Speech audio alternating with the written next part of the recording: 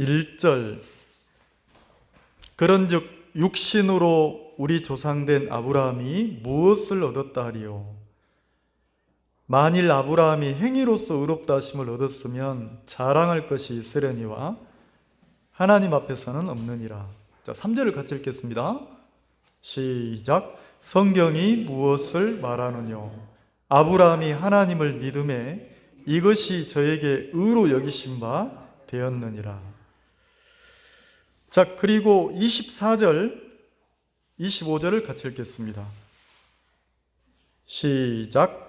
의로 여기심을 받을 우리도 위함이니 곧 예수 우리 주를 죽은 자 가운데서 살리신 이를 믿는 자니라. 예수는 우리 범죄함을 위하여 내어줌이 되고 또한 우리를 의롭다 하심을 위하여 살아나셨느니라. 네. 그 로마서 4장에서는 로마서 3장에서는 이렇게 한 장 넘겨보면 바울이 유대인들에게 뭐라고 말을 하냐면 20절에 그러므로 율법의 행위로 그의 앞에 의롭다 하심을 얻을 육체가 없나니 그랬어요. 율법의 행위로 하나님 앞에서 의롭다고 인정받을 사람이 없다. 율법의 행위 그랬으니까 내가 하나님의 계명을 지키고 내 것 행위니까 내가 한 것을 가지고 하나님 앞에서 의롭다 이렇게 인정받을 사람이 없다는 거예요. 그러면서 너희들이 율법에 대한 자부심이 대단한데 하나님이 율법을 너희에게 주신 목적은 율법이 거울과 같아서 율법을 통해서 죄를 깨달으라고 주신 것이다. 이렇게 얘기했어요. 그러면서 바울이 누구를 소개했습니까? 이제 사람이 의롭게 되는 방법이 율법 말고 사람이 의롭게 되는 방법이 다시 말해서 의롭게 된다는 것은 하나님이 의롭다 이렇게 인정받을 하나님 앞에 인정받을 그 방법이 또 하나 나타났다는 거예요. 그게 뭐냐면 율법의 행위 말고 율법 외에 하나님 앞에 의롭게 되는 방법이 나타났는데 22절에 뭐라 하겠습니까? 곧 예수 그리스도를 뭐함으로? 그래서 믿음이라는 걸 소개했어요. 믿음. 자, 똑같이 하나님을 믿는데 유대인들이 똑같이 하나님을 믿고 사는데 자, 바울이 볼 때 유대인들은 예수님을 믿음으로 하나님 앞에 의롭게 되려고 하는 신앙이 아니고 믿음이 아니고 예수님을 믿는 그 믿음이 아니고 율법의 행위를 율법을 지켜서 의롭게 되려고 하는 믿음 생활을 하고 있더란 말이에요. 하나님을 믿는데 두 종류의 믿음이라는 거지. 하나는 율법의 행위로 의롭다 하심을 얻으려고 하는 신앙. 근데 그들에게 바울은 뭘 소개합니까? 그걸로 안 되는데 그 행위로 의롭게 될 수 없는데 그러면서 바울은 유대인들에게 뭘 소개해요? 복음을 소개하는 거예요. 복음이 누굽니까? 예수님이라는 거죠. 야, 예수 그리스도를 믿음으로 의롭게 되는 세계가 있어. 그 의롭게 되는 것은 차별이 없어. 은혜야, 은혜. 하나님의 은혜로 얻는 의롭담이 있어. 그러면서 예수 그리스도를 믿음으로 의롭게 되는 세계를 얘기했단 말이에요. 그게 로마 3장 주제예요. 자, 그러면 그 다음에 4장에 와서 오늘 나눌 이야기는 4장에서는 바울이 누구를 소개하냐면 믿음으로 의롭다 하심을 얻은 사람을 두 사람을 뽑았어요. 그러니까 하나님 앞에 하나님이 의롭다, 하나님 앞에 의롭다 하심을 인정받은 사람, 얻은 사람이 있어요. 의롭다 하심을 얻은 사람 두 사람을 딱 이렇게 이야기했다는 거죠. 그 첫 번째가 누굽니까? 아브라함이요. 그럼 유대인들에게는 아브라함의 후손이라는 자부심이 대단하잖아요.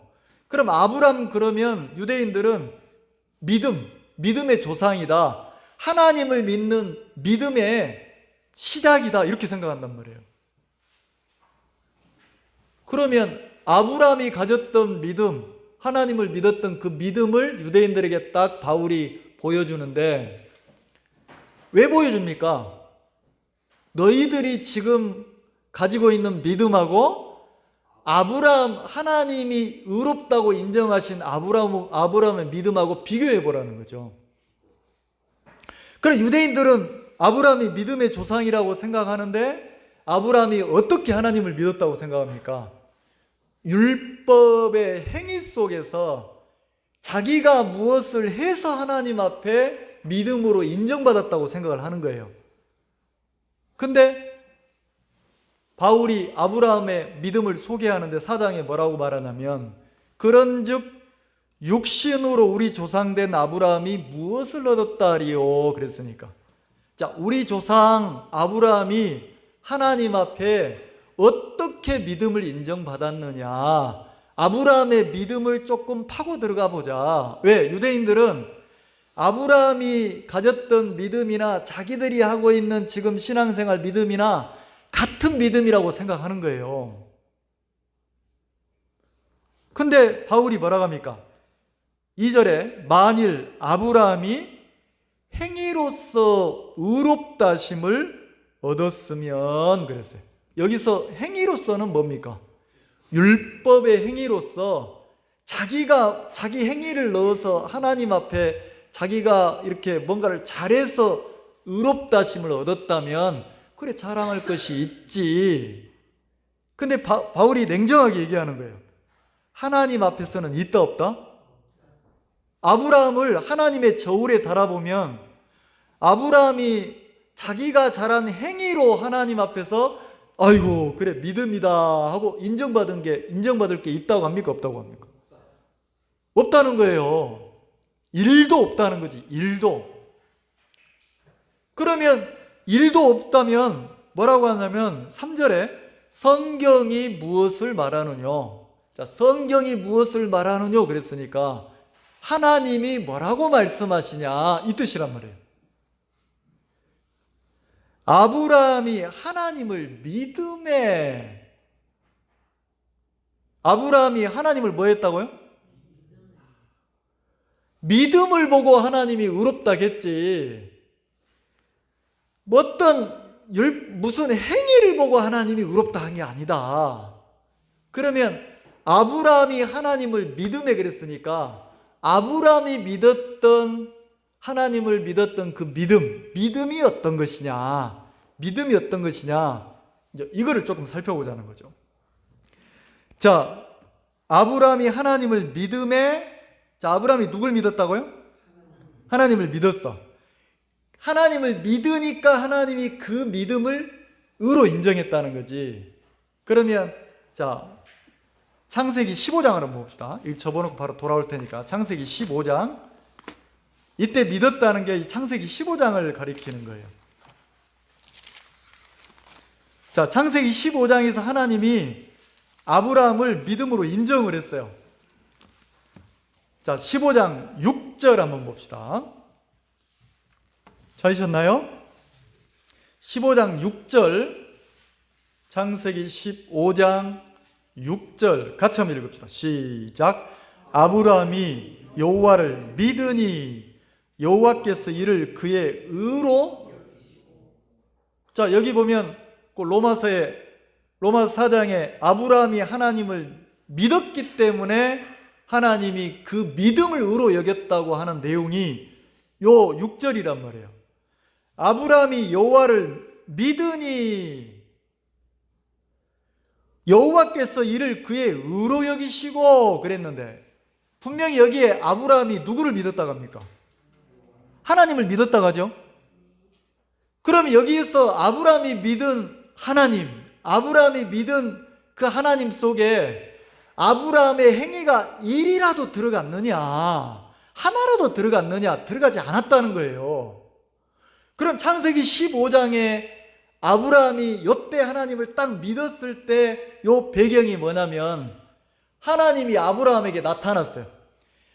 아브라함이 본토 친척 자기 고향을 떠나서 약속을 믿고 그 갈대아 우르를 떠나서 왔잖아요.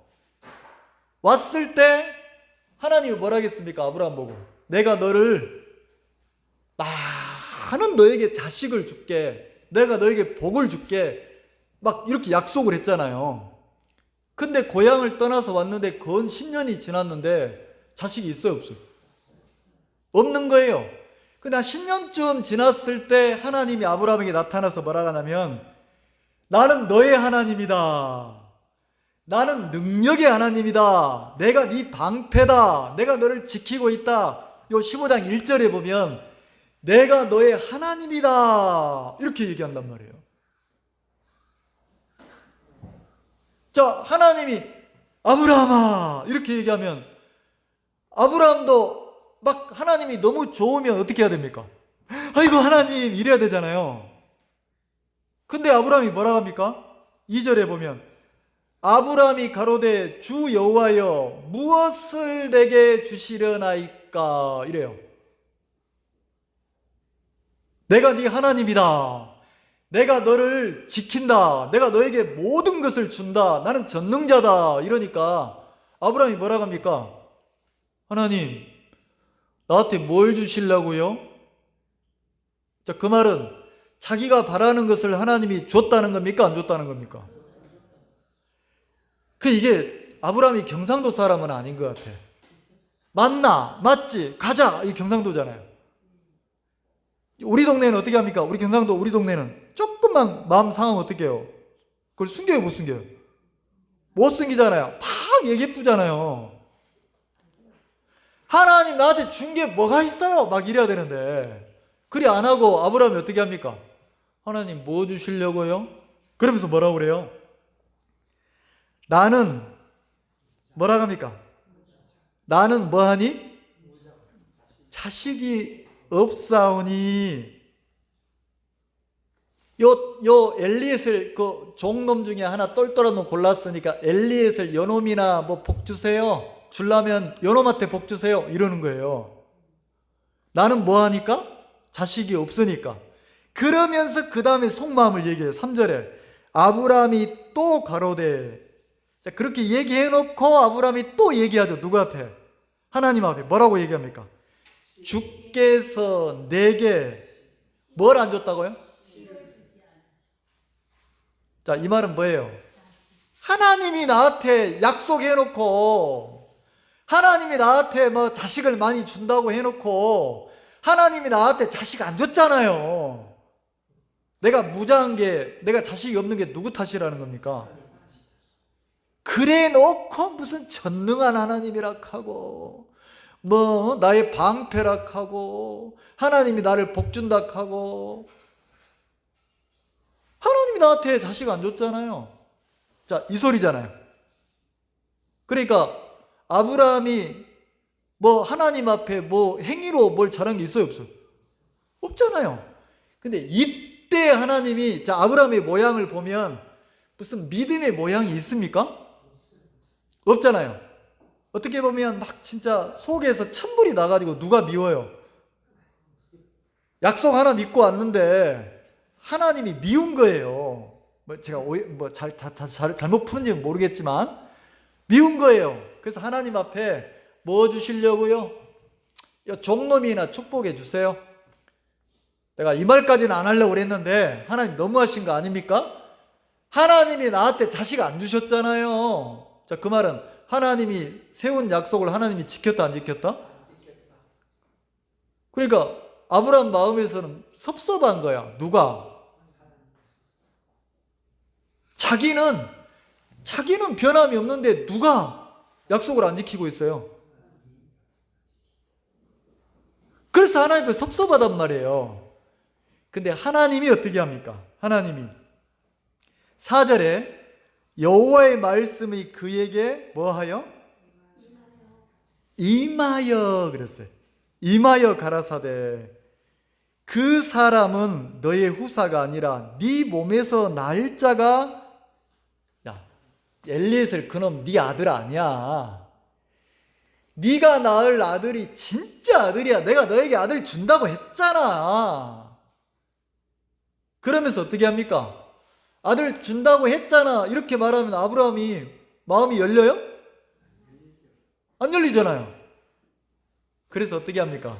5절 같이 읽어봅시다. 시작. 그를 이끌고 밖으로 나가 가라사대 하늘을 우러러 뭇 별들을 하나님이 아브라함을 데리고 나갔어요. 이게 밤이었나 보죠? 저녁이었나 봐요. 하나님이 아브라함을 데리고 그 사람으로 치면 손을 잡고 밖으로 나갔어요. 밖으로 나가서 깜깜한데 깜깜하잖아요. 칠흑처럼 깜깜하잖아요. 그럼 아브라함 입장에서는 깜깜한 밖으로 나가고 싶어요? 안 나가고 싶잖아요. 깜깜한 쪽으로 나갔어요. 근데 하나님이 아브라함의 시선을 어디를 보라고 합니까? 깜깜한 거 보지 말고 고개를 들어보라는 거지. 깜깜한데 고개를 들어서 하늘을 쳐다보니까 별이, 여러분 한번 위에 한번 쳐다보세요. 전구가 이렇게 많은지 몰랐죠? 뭐 이렇게 천장에 막 수없이 많은 전구가 있는 것처럼 하늘의 별들이 막 너무 많은 거예요. 근데 하나님이 아브라함 보고 뭐라 합니까? 야, 한번 세봐라. 아브라함아, 몇 개인지 세봐라. 별을 세보라는 거예요. 아브라함이 하나, 둘, 셋, 넷. 너무 많은데요, 하나님? 이거 다 셀 수가 없는데요? 근데 희한하죠? 하늘을 쳐다보기 전에는 깜깜했는데 똑같은 시선인데 아브라함의 시선이 고개를 들어서 하늘을 쳐다보니까 어때요? 별이 막 반짝반짝 너무 많은 거예요.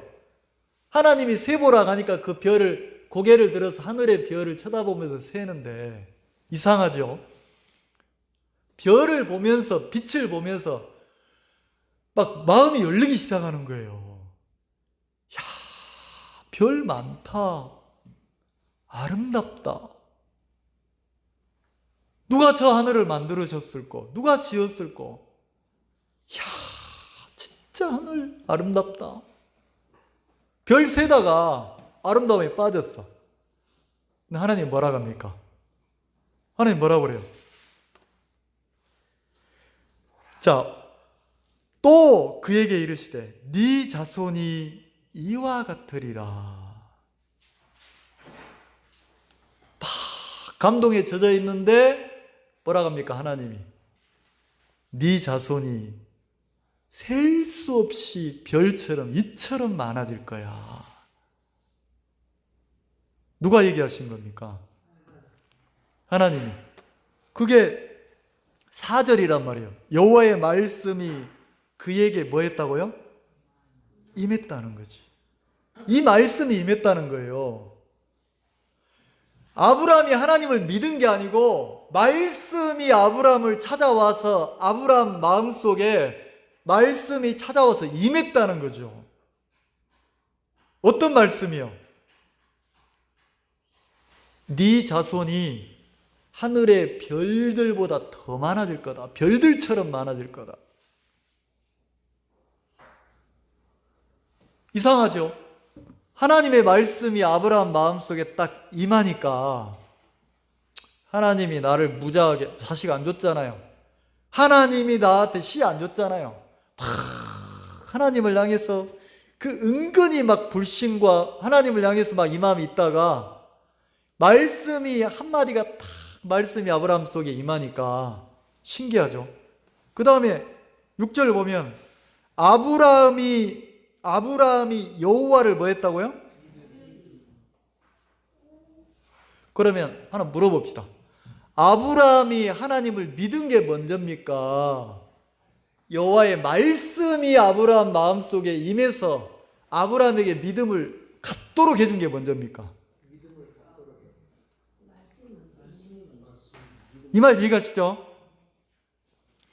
자, 우리가 성경을 한번 찾아봅시다. 고린도후서 6장을 한번 봅시다. 고린도후서 6장. 성경에는 뭐라고 되어 있냐면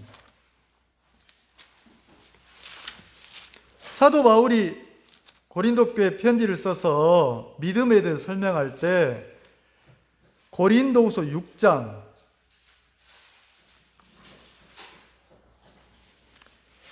10편에 있는 말씀을 바울이 고린도 교회에 설명을 했단 말이에요. 야, 너희들이 예수님을 받아들여라. 너희들이 예수님을 믿어라. 그리고 구원을 받아라. 믿음을 가져라. 예수를 향한 믿음을 가져라 얘기할 때 바울이 시편을 예를 들었어요. 시편 예를. 믿음이라는 게 뭐냐? 네가 막 예를 써서 믿는 게 믿음이냐? 그렇지 않다. 그러면서 시편에 있는 이야기를 꺼냈는데, 자, 6장 2절 가라사대 기역 그랬으니까 기역 보니까 시편 49편 8절 이래 돼 있잖아요. 자, 근데 뭐라고 합니까? 시편 49편 8절에 뭐라고 돼 있습니까? 내가 은혜 베풀 때에 너를 듣고 그랬어요. 자, 은혜 베풀 때에 그랬어요. 은혜 베풀 때 할 때 거기에 뭐라고 일이라고 적혔죠? 그죠? 베풀에 일 적혔죠? 그 나눠주를 보니까 일이 뭐라고 표현되어 있습니까? 하나님 편에서는 은혜를 베푸는데 이걸 다르게 이야기하면 내가 하나님의 은혜를 받아들일 때에 이 소리란 말이에요. 그러면 하나님 편에서는 은혜를 베푸시고 우리 편에서는 은혜를 받아들이고 이걸 보고 뭐라고 그래요? 하나님을 믿을 때 나타나는 현상이라는 거지. 그러면서 뭐라고 합니까? 은혜 베풀 때에 너를 뭐하고? 듣고 구원의 날에 너를 도왔도다. 내가 예수님을 믿고 내가 구원받아서 내 죄가 영원히 사해졌다는 것을 믿는 그리스도를 영접할 때 내가 예수를 믿었다고 합니까? 하나님이 예수를 믿도록 은혜를 베풀고 도왔다고 합니까? 이 말 이해가십니까?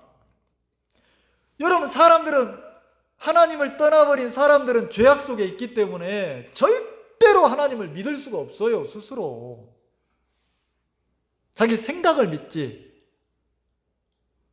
근데 성경은 뭐라고 하냐면 네가 하나님이 은혜 베풀 때, 네가 하나님께 은혜를 입을 때에 누가 도왔다고 합니까?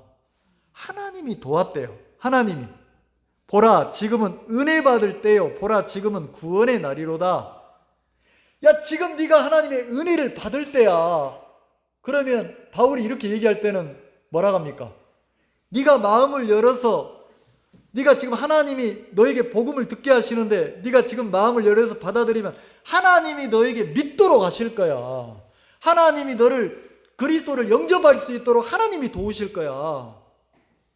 그러니까 구원받을 때에 내가 믿어서 구원을 받았습니까? 하나님이 나에게 은혜를 베풀어서 구원을 받도록 믿도록 도우셨습니까? 이 말 이해가세요? 근데 우리는 전부 다 내 관점에서 신앙을 하니까, 내 관점으로 신앙을 하니까 누가 믿었다고 생각합니까? 내가 믿고 내가 구원받았다 하는데 성경은 뭐라고 하냐면 하나님이 너로 하여금 믿도록 도우셨다는 거죠. 그러니까 믿음의 시초가, 믿음이라는 것이 내 행위가 들어갑니까? 하나님의 은혜가 바탕이 됩니까? 믿는 것도 은혜라는 거죠. 이 말 이해가시죠? 자, 히브리서 한번 봅시다. 히브리서 12장 한번 봅시다. 히브리 기자는 믿음에 대해서 뭐라고 하냐면 히브리서 12장 2절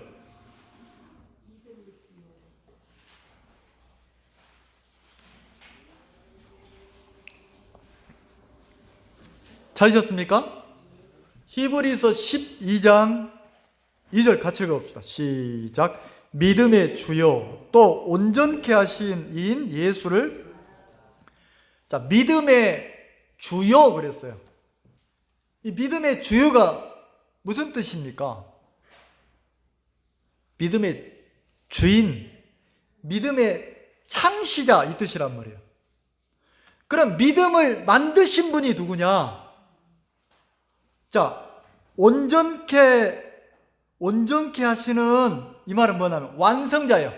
믿음을 시작하신 분도 예수님이고, 그 시작한 믿음을 완성하시는 분도 누구라는 겁니까? 그래서 믿음의 주요 또 온전케 하신 이인 예수를 바라보자, 이렇게 말을 했어요. 믿음의 시작, 내 속에서 믿음을 갖도록 시작하신 분이 누구라고요? 그럼 내가 들어갑니까? 시작점이 예수님입니까? 그리고 그 믿음이 내 속에서 완벽하게 믿음이 이루어지도록 완성하신 분도 누구라고 그래요? 그래서 히브리 기자는 믿음에 대해 설명할 때 네가 믿어라, 네가 믿으면 돼, 네가 믿어라 이리 안 하고 뭐라고 했습니까? 믿음의 주요 온전케 하신 예수를 뭐 하자? 자, 예수님이 너에게 믿음을 갖도록 시작하실 것이고, 그리고 예수님이 네가 마음을 열어서 예수를 지금 영접하면 주님이 네 속에 믿음을 완성하신다. 그리고 나를 보면 내가 하나님을 믿고 내 스스로 구원받을 인간 아니더라는 거죠. 내 속에 희한하죠. 어떤 가수가, 조성모 씨라는 가수가 가시나무 생각 무슨 있어요. 내 속에 내가 너무 많더라는 거지. 자기가 자기 속을 한번 보니까 내 속에 내가 너무 많더래요. 근데 전부 다 나오는 게 뭐라고요? 가시더라는 거지. 그럼 내가 하나님을 내 스스로 믿느냐? 아니라는 거죠. 자, 하나님이 내 속에 하나님을 믿도록 믿음을 시작했어요. 만드셨어요. 그리고 그 시작한 믿음을 누가 완성하셔요?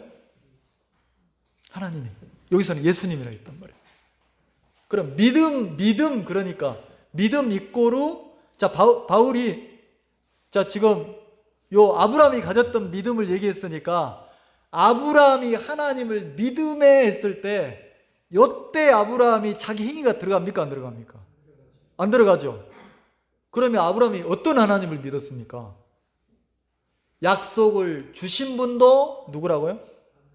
약속의 시작도 하나님이고, 그리고 그 약속을 이루실 분도 누구라고요? 그걸 믿었다는 거예요.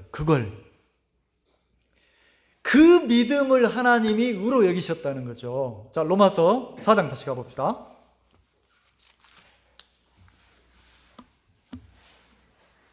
성경이 무엇을 말하느뇨? 로마서 4장 3절에 성경이 무엇을 말하느뇨? 아브라함이 하나님을 믿음에, 요 믿음에는 행위가 하나라도 들어갔어요? 안 들어갔어요? 그럼 아브라함이 어떤 하나님을 믿었습니까?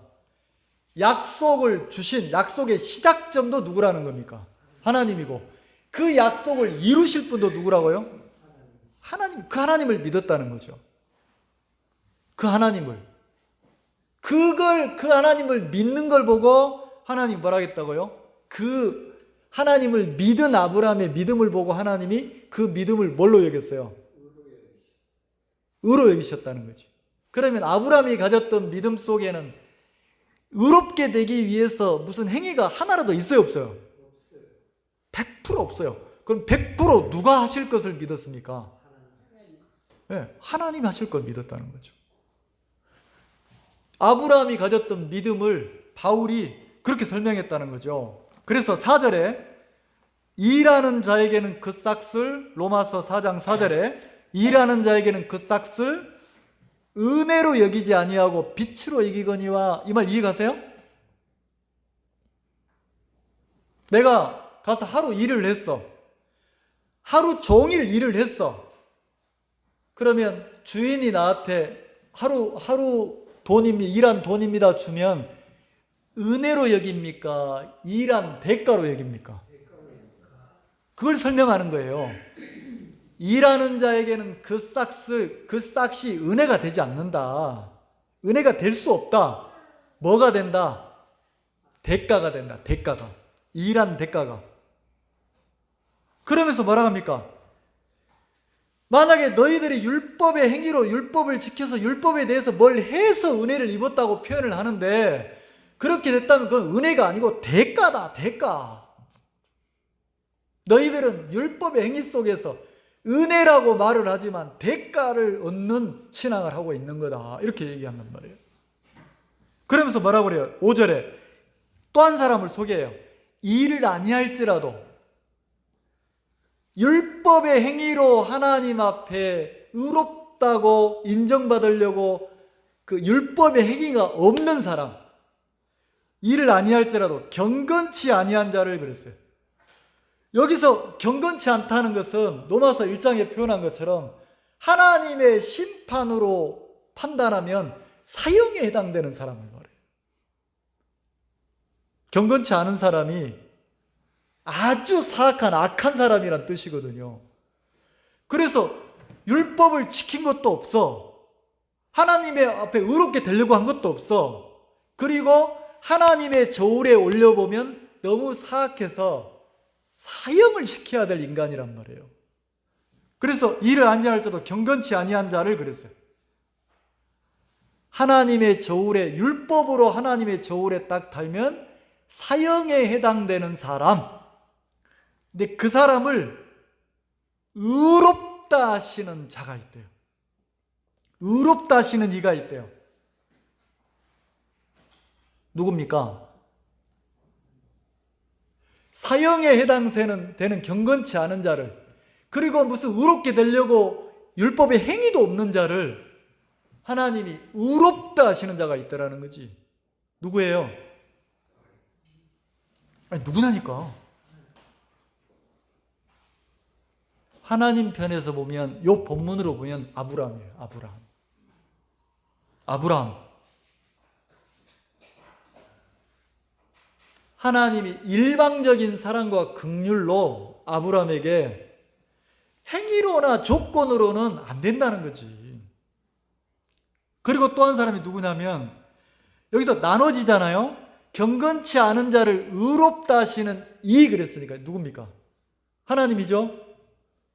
이가 나오고 그 의롭다 하시는 이를 믿는 자가 나와요. 믿는 자는 누굽니까? 아브라함이고 다윗이에요. 그의 믿음을 의로 여기셨다고 그랬어요. 그의 믿음이니까. 아브라함의 믿음이나 다윗의 믿음을 뭘로 여겼다고요? 그럼 아브라함은 자기가 100% 빠진 누구만을 믿었습니까? 하나님 그분만을 믿었, 약속만을 믿었다는 거죠. 그리고 또 다윗을 소개해요. 자, 6절, 일한 것이 없이 그랬으니까. 일한 것이 없이 그랬으니까. 막 완벽하게 말씀을 지키고 하나님의 뜻대로 율법을 지키고, 그러니까 율법의 행위로 의롭다심을 얻으려고 하는 그것이 없는 인간, 조건이 안 되는 인간 중에 하나가 누구냐면, 일한 것이 없이 하나님께 의로 여기심을 받은 사람이 있어요. 그러니까 율법으로는, 행위로는 하나님 앞에 의롭다함을 얻을 수가 없는 인간. 근데 그 사람이 의롭게 된 인간이 나온단 말이에요. 누굽니까? 경건치 않은 자를 의롭다 하시는 하나님을 믿음으로 의롭게 된 사람, 누구예요? 다윗 말이에요. 다윗. 그래서 7절에, 6절에는 다윗을 얘기하는 거예요. 그럼 다윗이 가졌던 믿음을 설명한단 말이에요. 바울이 뭐라고 설명합니까?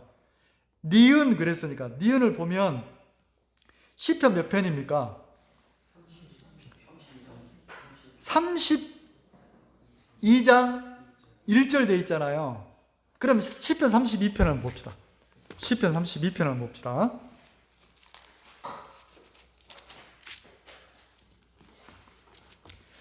자, 시편 32편 5절을 한번 봅시다.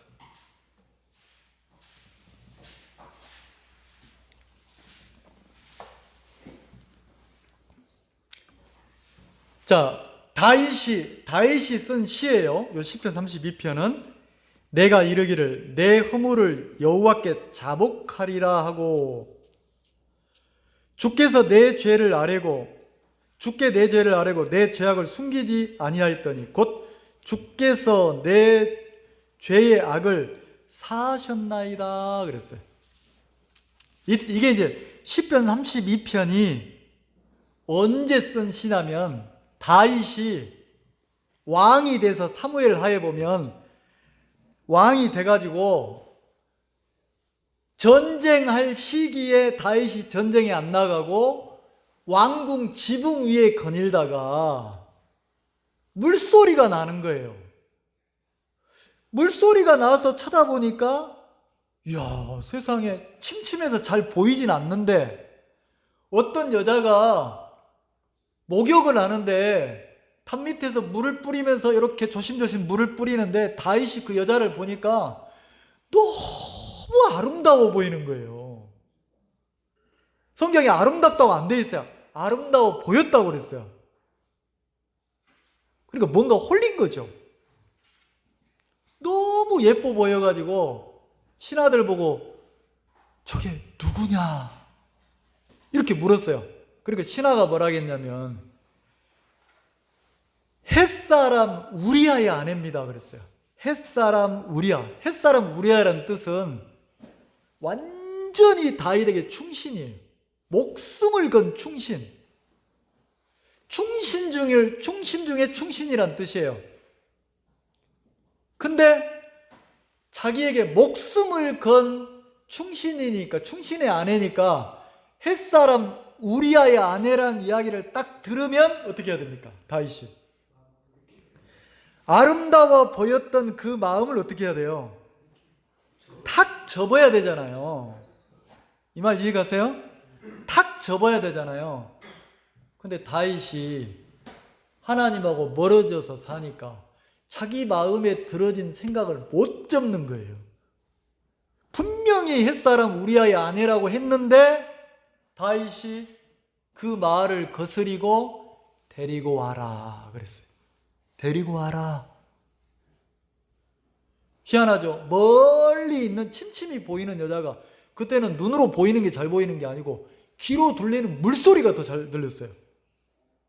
근데 그 물소리가 자꾸 남의 여자를 어떻게 보이게 만드냐면 아름다워 보이게 만드는 거야. 자기 여자도 아닌데. 그 생각에 이끌려서 어떻게 했냐면 알아보니까 자기가 진짜 손대서는 안 될 자기 충신의 아내인데 생각에 계속 이끌리다 보니까 다윗이 어떻게 했습니까? 그 신하의 말을 거스리고 우리아의 아내를 간음했단 말이에요. 간음을 했어요. 근데 희한하죠? 동침했는데 소식이 들려오기를 임신했다는 거예요. 임신했다는 거라. 다윗이 깜짝 놀랐어요. 자기는 그냥 그때 한번 유혹에 이끌려서 그런 잘못을 저질렀는데 묻힐 줄 알았거든요. 근데 그날 저녁에 생각에 이끌렸던 그 생각 하나의 결과가 충신의 아내를 임신시킨 왕으로 드러나게 생겼는 거예요. 그래서 모든 게 무너질 것 같으니까 다윗이 그때부터 머리가 너무 아픈 거예요. 어떻게 하지? 어떻게 하지? 신하들이, 백성들이 나를 하나님의 사람으로 왕으로 생각하는데 내가 충신의 아내를 내가 이렇게 욕보인 사람으로 드러난다면 이거 어떻게 해야 되냐? 누가 나를 믿고 따르겠냐? 그래서 너무너무 두려운 거예요. 고민에 빠졌어요. 고민하다가 다윗의 머리에서 기발한 아이디어가 하나 생각났어요. 됐다! 벗어날 길을 찾았다. 남편을 불러오자. 전쟁터에 가 있는 맹렬히 싸우는 전쟁터에 가 있는 남편을 탁 불러가지고 어주를 내리고 잔치를 베풀고 막 상금을 주고 해가지고 칭찬을 해서 잔뜩 술을 먹여가지고 취하면 집으로 보내자. 죄송합니다. 군인들은요 군대 가면 무슨 대학원생이고 뭘 하다 왔다가 군대 가잖아요. 그럼 군발이가 된대요. 속된 표현인데 군발이가 된대요. 그럼 군발이가 되면 군인은 다른 거 생각 안 해요. 먹는 거, 자는 거, 그리고 또 하나 여자 생각, 요거밖에 안 한다는 거지. 그래서 뭐 대학원 다니다 와도 군대 가면 자기 먹을 거 하나 챙기려고, 자기만 먹으려고 옛날에는 화장실 가서 먹거든요. 그 또 하나 자랑은 뭐냐면 군인들이 모여있으면 전부 다 여자 자랑이에요. 전부 다 여자 자랑. 그러면 요 맹렬히 싸우는 전쟁터에 가 있는 우리아가 누가 생각이 나겠어요? 아내가 그리울 거 아니에요. 보고 싶을 거 아니에요. 사랑하는 아내가. 그래서 다윗이 그걸 이용한 거예요. 아내를 떠나서 전쟁터에서 목숨을 걸고 싸우니까 가족들이 제일 생각날 거 아니냐. 그래서 어떻게 했냐면 그 남편을 이렇게 사신을 보내가지고 데리고 왔단 말이에요. 그리고 막 칭찬을 해주고 잔치를 베풀어주고 임금이 직접 왕이 막 술을 주고 잔뜩 취하게 했어요. 그리고 어떻게 했냐면 가라, 집에 가서 쉬어라, 휴가다, 특별 휴가다, 한 일주일 푹 쉬었다가 가면 된다. 내가 그 요압에게 다 네 대장한테 얘기해놨으니까 염려 말고 쉬어라 이랬어요. 그러면 요 남편이 감사합니다, 고맙습니다, 왕의 은혜가 진짜 한량이 없습니다 이러고 딱 갈 법하잖아요. 고주망태가 돼서 잔뜩 취했는데 이 남편이 가라고 했더니 예 하더니 안 가서 왕궁에 있는 거예요. 안 가고 있는 거예요. 쓰러져 자고 있는 거예요. 연락이 왔어요. 우리아가 집에 안 갔는데요. 그러니까 다윗이 막 깜짝 놀란 거예요. 가야 되는데, 가서 아내하고 자야 자기 죄가 덮여지는데 왜 안 가지 이놈이? 다시 불렀어. 네가 왜 안 가냐? 왜 안 가냐? 집에 가지. 네 아내가 보고 싶지 않냐? 왜 안 가냐? 노골적으로 막 얘기를 해요. 네 아내도 너를 기다릴 건데 가족에게 가야지 막 이래요. 근데 이 우리아라는 충신이 뭐라고 하냐면 술은 취했는데 말이 막 따뜻하게 얘기하는 거예요. 왕이여, 이 나라가 전쟁 중에 있고 하나님이 전쟁 중에 내 동료들과 함께 하시면서 주님이 싸우고 계시고 내 대장 요압이 싸우고 있고 내 동료들이 싸우고 있는데 내가 그런 마음을 먹으면 됩니까? 나 하나 조차고 집에 가서 그럴 수 있습니까? 나는 그렇게 할 수 없습니다. 의리입니다, 의리 이러는 거예요. 죽어도 안 가겠다는 거죠. 죽어도. 그러니까 진짜 충신이잖아요. 근데 누가 이제 우리아가 그렇게 딱 신념을 가지고 있으니까 누가 이제 애간장이 탑니까? 다윗이. 왜요? 이걸 가려야 되는데, 숨겨야 되는데, 자기 죄를 숨겨야 되는데. 이놈을 딱 보니까 절대 죽어도 안 가게 생겼는 거예요. 야는 뭐 사람들이 뭐라 하든 왕이 뭐라 하든 상관없어요. 자기가 딱 신념을 가지고 딱 서 있는 거예요. 이걸 꺾을 수가 없는 거라. 그래서 다윗이 어떤 방법을 썼냐면, 그래 우리아야, 내가 네 충심을 확인했다.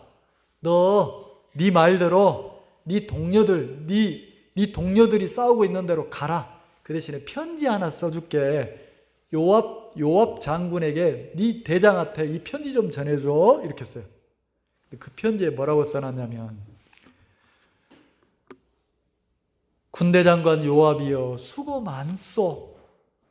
그대가 있어서 이 나라가 지켜지고 있어. 막 요압을 칭찬하더니 추신해가지고 요 우리아라는 요 병사를 내가 한번 만나봤는데 용맹한데 얘를 아주 뭐라고 하면 착출해서 쓰는 특공대로 선발해가지고 그 전쟁터에 맹렬한 전쟁터에 한번 보내세요. 특공대 몇 명 뽑는데 그 중에 요 우리아를 꼭 집어넣으세요. 내가 보니까 보통 사람이 아니다. 용맹스러운데 이런 병사가 우리나라에 있다는 게 너무 대단하다. 이 전쟁은 내가 하나님 앞에 기도를 해봤는데 전쟁을 이기려면 특공대를 보내야 된다. 몇 명 뽑아라. 왕의 명령인데 뽑아라. 뽑는데 어떻게 우리아를 집어넣어라. 그리고 맹렬한 전쟁터 앞서서 보내라. 이렇게 편지를 썼는 거예요. 자, 전쟁을 이기려고 편지를 쓴 겁니까? 우리아의 입을 막으려고 죽이려고 편지를 쓴 겁니까? 근데 요압이 군대 대장인데 그거 안 보이겠어요? 편지를 딱 읽어보는 순간 들렸던 소문이 딱 생각나는 거예요. 이것 봐라, 왕이 진짜 죄를 저지르고 하나님 앞에 자기를 딱 무릎 꿇지 않고 자기를 가리려고 숨기려고 수쓰네? 훤히 보이는 거예요. 근데 이 펜은 언제 써먹어? 딱 걸렸는 거예요. 다윗이 요압 앞에 딱 걸렸는 거야. 딱 걸리면 요거를 언제 써먹읍니까? 정치인들이 그때 막 싸웁니까? 딱 창고, 비밀 창고에 넣어놨다가 무슨 선거 있을 때나 뭐 할 때 뉴스에 톡톡 터뜨리잖아요. 요압도 딱 가지고 있는 거예요. 뭐 우리야 하나 죽어도 되니까 왕의 명령대로 맹렬한 전쟁터에 우리아를 특공대로 딱 보냈어요. 여러분 또 성경 찾으면서 왜 특공대가 안 나오냐 그러면 안 돼요. 제가 이렇게 이제 각색을 한 거예요. 특공대로 딱 보내가지고 돌격 앞으로 하면 우리아는 앞뒤 안 돌아보고 막 달려가는 스타일이니까 돌격 앞으로 하니까 우리아가 맹렬히 달려가는데 갑자기 동료들이 스톱 뒤로 이러는 거예요. 그러니까 우리아가 맨 앞으로 갔어요. 특공대가 다 죽었는 거라. 그 중에 몇 명이 살았는데 진짜 최고 용맹한 장수들을 보냈는데 죽었으니까 이스라엘 전쟁하는 그 부하들이 사기가 떨어지는 거예요. 그리고 왕에게 소식이 갔어요. 누구도 죽었고 누구도 죽었고 누구도 죽고 누구도 죽었습니다. 너무 가슴이 아프죠? 진짜 용맹하고 충성스러운 신하들이 죽었으니까.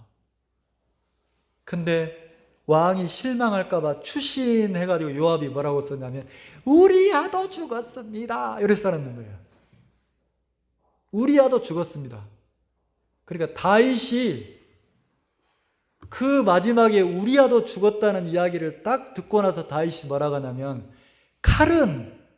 전쟁하다가 칼은 이 사람이나 저 사람이나 죽이는 거야. 괜찮아. 죽을 수도 있지 뭐. 이렇게 했어요. 나중에 여러분 사무엘 하를 읽어보세요. 그렇게 돼 있다니까. 이 사람이나 저 사람이나 죽을 수 있어 그래야 되는 게 아니고 원래 다윗 같으면 막 눈물을 흘리고 아파하고 하나님 앞에 막 한 생명이 죽은 거에 대해 이래야 되는데 이럴 수 있다고 생각하는 거예요. 뭐 때문에요? 자기 죄를 뭐 하려고? 숨기려고. 그리고 가려졌어요. 딱 숨겨져서 이제는 이제 됐다 이러고 있는데 누가 찾아왔냐면 선지자 나단이 찾아왔어요.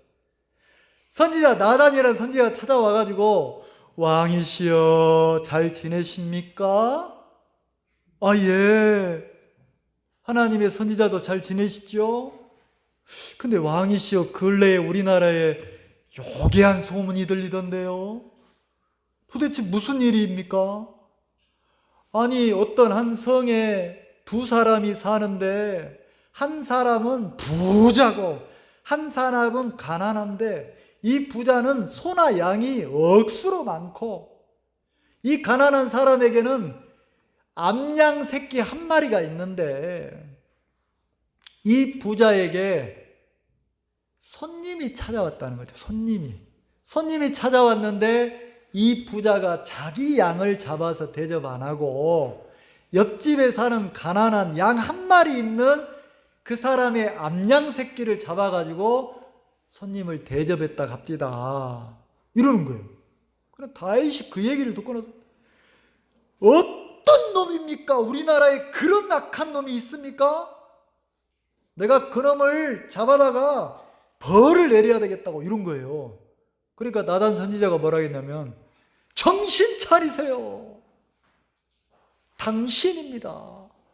왕 당신이 그 짓을 범했잖아요. 숨기려고 했던 죄가 선지자를 통해서 숨기고 가려놨던 죄가 다윗의 죄가 어떻게 했습니까? 만방에 드러나 버렸어요. 그때 다윗이 쓴 시가 시편 32편이에요. 32편 1절 읽어봅시다. 허물의 사심을 얻고 그 죄의 가리우심을 받은 자는 복이 있도다. 허물에 뭐하심을 얻고? 사함. 여기서 허물이 사해졌다는 뜻은 뭐냐면 자기가 죄가 있는데 이 죄가 자기가 지었던 이 죄가 자기가 가지고 있다가 다른 사람에게 넘어갔다는 뜻이에요. 넘어갔다는 뜻이에요. 그리고 그 죄의 가리우심을 받은 자는, 요 가리움을 받았다는 것은 자기 죄가 다른 사람에게 넘어가서 내가 받아야 될 심판을 다른 사람이 내 죄 때문에 심판을 받았다는 거예요. 이 말 이해가시죠? 이 사람이 복받았다는 거지.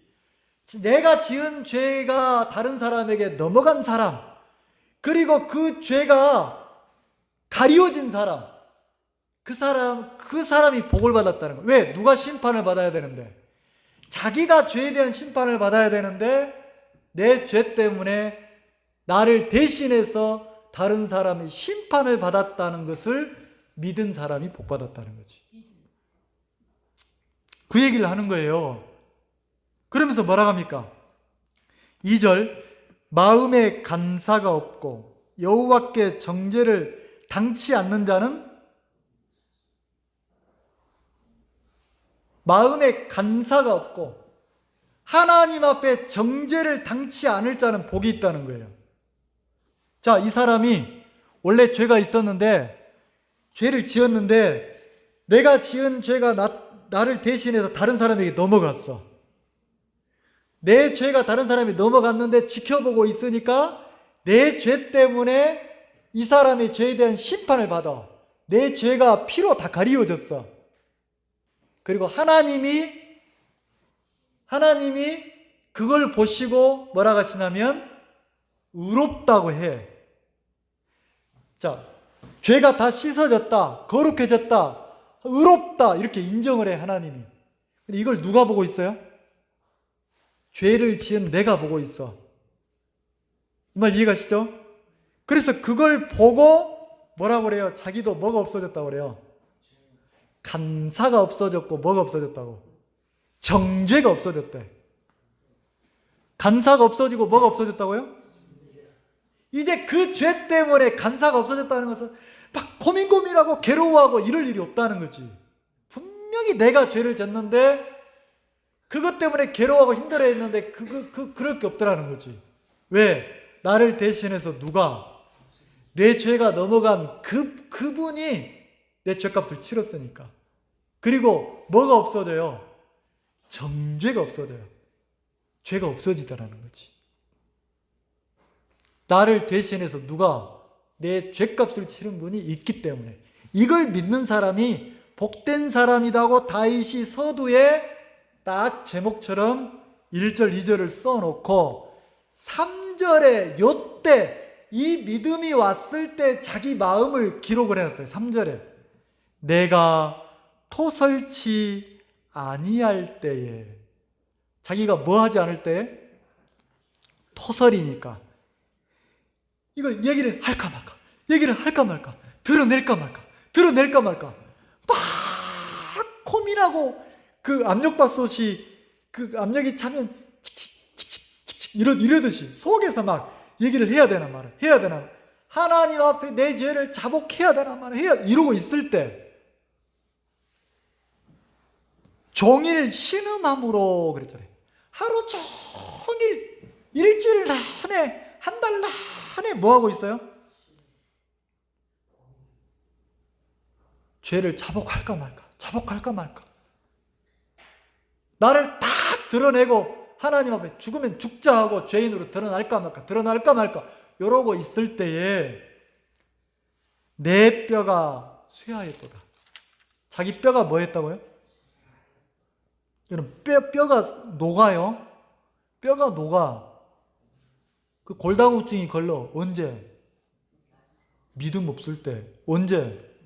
속에서 나를 위해서 막 갈등할 때. 갈등이라는 게 뭡니까? 갈등이 뭐예요? 등나무하고 칡농쿨하고 서로 한 나무를 두고 등나무하고 칡농쿨이 엮어져 올라가는 게 갈등이에요. 칡농쿨은 오른쪽으로 돌고 등나무는 왼쪽으로 도는 습성이 있어요. 그래서 계속 돌고 올라가다 보면 힘을 쓰면 쓸수록 자기가 살려고 하다 보니까 다 죽는 거예요. 나무도 죽고 칡농쿨도 죽고 등나무도 이걸 보고 갈등이라 해요. 죽을 맛인 거지. 누가 지금 이러고 있습니까? 종일 뭐 하고 있어요? 종일 신음해. 내가 이 얘기를 하면 나는 끝나는데, 내가 이 얘기를 하면 다 나를 이제 멸시할 건데 드러내야 되나 말아야 되나, 드러내야 되나 막 이러고 있는 거죠. 근데 내 뼈가 쇠하였도다 그랬으니까 얼마나 고통스러웠는지 알겠죠? 자, 4절 같이 읽읍시다. 시작.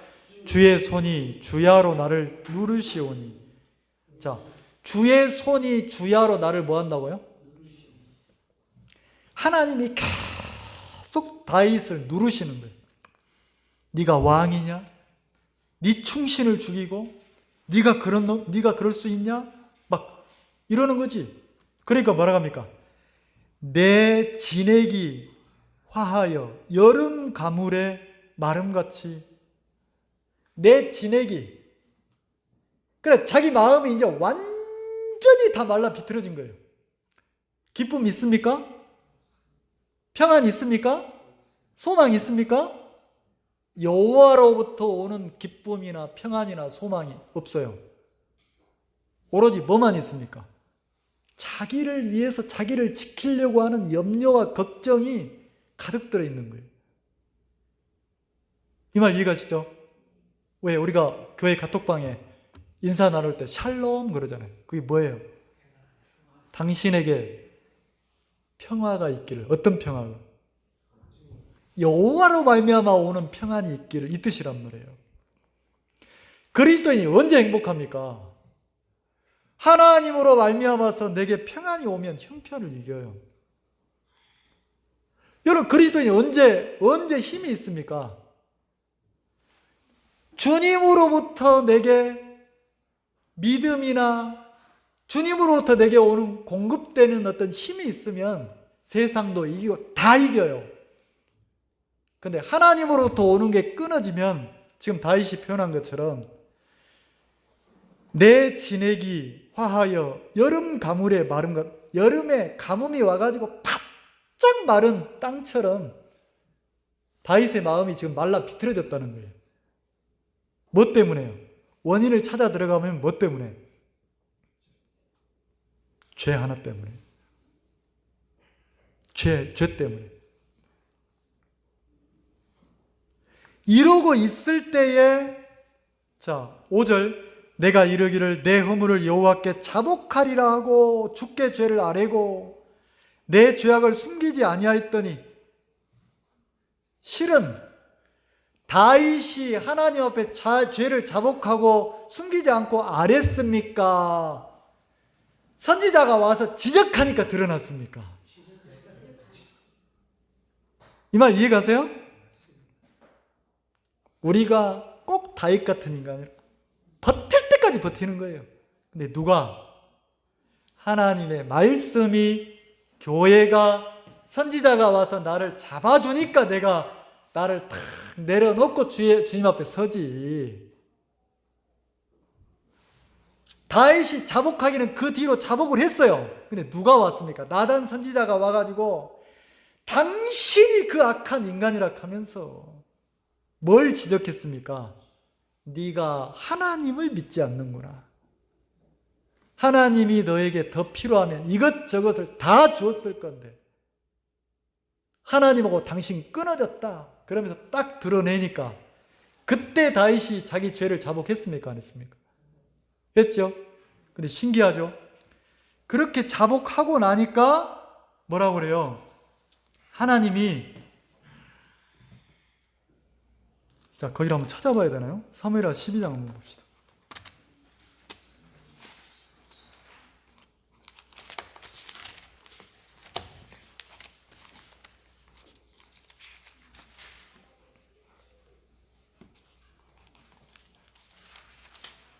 자, 사무엘하 12장 13절.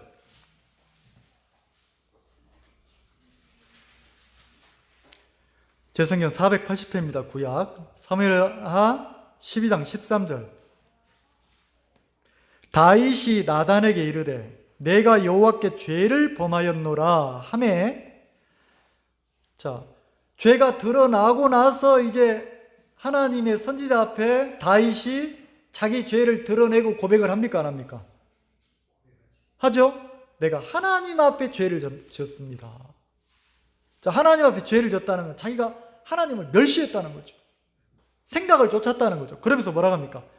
죄를 범하였노라 하며 나단이 다윗에게 대답하되, 자기 죄를 딱 인정하고 나니까 하나님의 종이었던 나단이 뭐라고 합니까? 선지자가 뭐라고 합니까?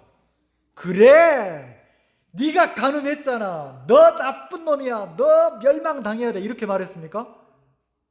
복음을 전해줬단 말이에요. 뭐라고? 여호와께서, 자, 12장 13절에 여호와께서도 당신의 죄를 뭐 했다고요? 사하셨나니 당신이 죽지? 나단이 아주 정확하고 분명하게 얘기하죠. 여호와께서 당신의 죄를 뭐 했다고요? 여러분, 이게 복음이에요.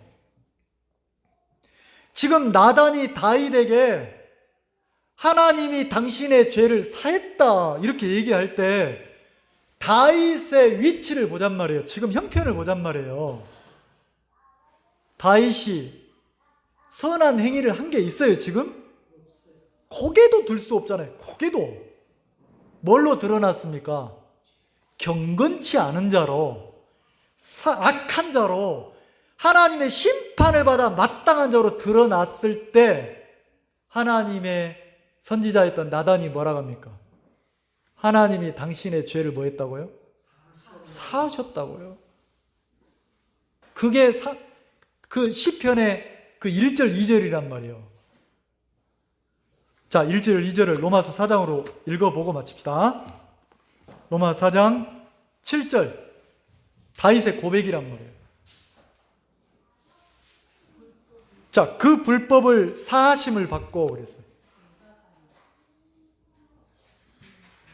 자, 여기서 그 불법을 사하심을 받고 이랬으니까 그 불법이 뭔지 알겠죠? 다윗이 우리아의 아내를 밧세바를 간음을 했어요. 그리고 그걸 숨기려고 청부살인을 했어요. 그리고 안 그런 것처럼 자기가 이렇게 밀서를 보내가지고 사람 안 죽인 것처럼 다 숨기고 있었어요. 근데 다윗의 마음은 어땠습니까? 가뭄에 땅이 쩍쩍 갈라지듯이 하나님의 마음이 없으니까 죽을 맛인 거예요. 뼈가 녹았다겠잖아요. 근데 그때 나단 선지자가 하나님이 네 죄를 사했다 얘기할 때가 요 7절에 보면 그 불법을 사하심을 받고, 그 불법을 사하심을 받고, 여기서 요 죄가 사해졌다 이 뜻은 뭐냐면 죄가 옮겨졌다, 넘겨졌다 이런 뜻이 있단 말이에요. 그럼 다윗이 간음을 했는데, 다윗이 살인을 했는데 다윗의 죄 때문에 누가? 예수님이 다윗의 죄를 넘겨받고 예수님이 그 죄를 가리우심을 받는 자 그랬으니까 예수님의 피가 다윗의 죄를 다 덮고 가리더란 말이에요. 말 이해가시죠? 그 불법을 사하심을 받고 그 죄를 가리우심을 받은 자는 누굽니까?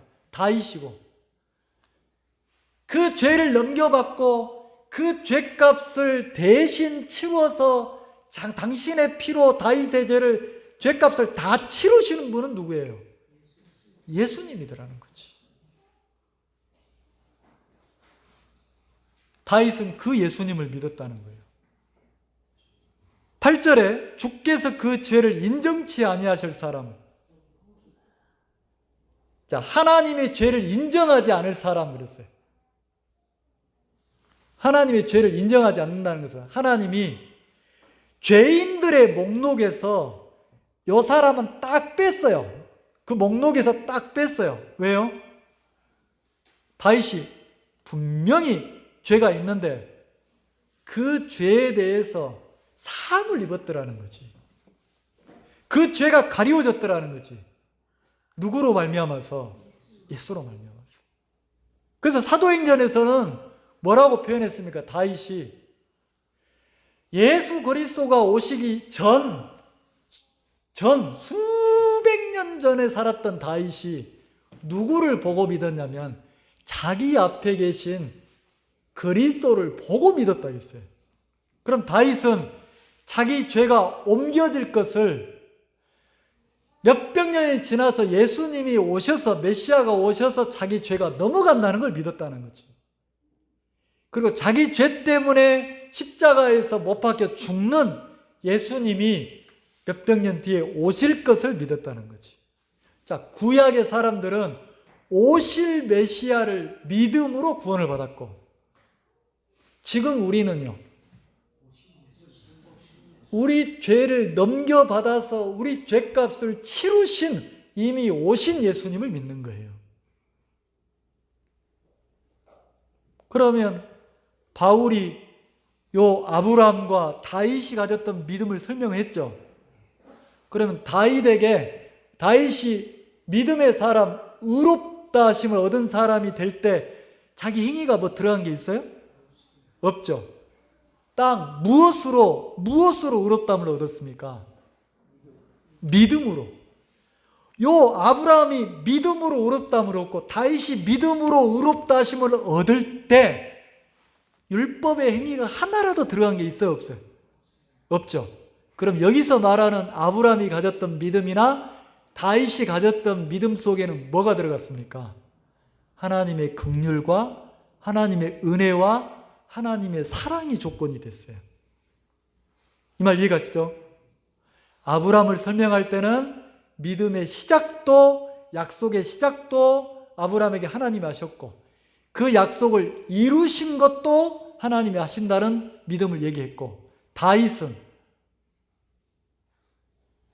진짜 죄악된 인간인데 일방적으로 하나님이 다윗을 위해서 어떻게 했습니까? 예수 그리스도를 보내셔서 그 모든 죄를 사했다는 거지. 그래, 나단 선지자가 그 오실 메시아에 대해서 자세히 얘기해 주지 않았겠어요? 다윗이 억장이 무너지는 거예요. 가슴 쳐본 적 있습니까? 어쩌다가 내가 여기까지 왔노? 어쩌다가 이러잖아요. 근데 나단 선지자를 통해서 오실 메시아에 대해서 자세히 들어보니까 어때요? 자기 불법이 자기 죄가 넘어가더라는 거지. 그리고 자기 죄 때문에 누군가가 죄값을 치르더라는 거지. 그게 복음이고 누굽니까? 예수 그리스도잖아요. 내 죄 때문에 죄의 싹을 치르신 그분에 대한 이야기를 들으면서 다윗이 믿은 거예요. 누구를 믿었습니까? 여호와를 믿었다는 거예요. 예수님을 믿고 여호와를 믿었다니까. 여기서 말하는 복음을 믿은 거예요. 복음을. 예수님을 믿은 거예요. 그 믿음으로 의롭다심을 얻었다. 이렇게 4장은 설명한다는 거죠. 그러면 아브라함이나 다윗에 대한 가졌던 믿음을 들어보니까 어때요? 우리가 가졌던 믿음하고 똑같습니까? 안 똑같습니까? 똑같은 거예요. 그럼 여기에 내 것을 일이라도 율법의 행위를 하나라도 섞을 수 있어요? 없어요? 없더라는 거지. 그럼 바울이 증거하는 복음은 믿음으로 의롭게 되는 세계예요. 예수님을 믿음으로. 희한하죠? 그 믿음 하나가 오면 이 5장에서는요 그 믿음이 주는 게 얼마나 큰지를 설명했어요. 하나님과 더불어 화평을 누리는 사람으로 바뀌어요. 하나 물읍시다. 다윗이 어떻게 그 죄에서 벗어날 수 있죠? 다윗의 마음을 시편에 다윗의 마음을 봤잖아요. 가뭄에 말라 비틀어진 땅처럼 다윗의 뼈가 다 메말라 비틀어 녹았잖아요. 얼마나 고통스러우면 신음 속에서. 그건 괴로웠다는 거예요. 근데 다윗이 어떻게 행복하고 평안하고 너무 아름다운 삶을 살 수 있죠? 만약에 이 그리스도가 없으면, 복음이 없으면 다윗이 하나님과 화평할 수 있어요? 없어요? 없어요. 그래서 로마서 5장에 가보면 다윗이 하나님과 어떻게 화평했는지, 그 믿음이 주는 평안이 뭔지 이거를 자세히 설명해 놨어요. 오늘 여기까지 하겠습니다. 기도합시다.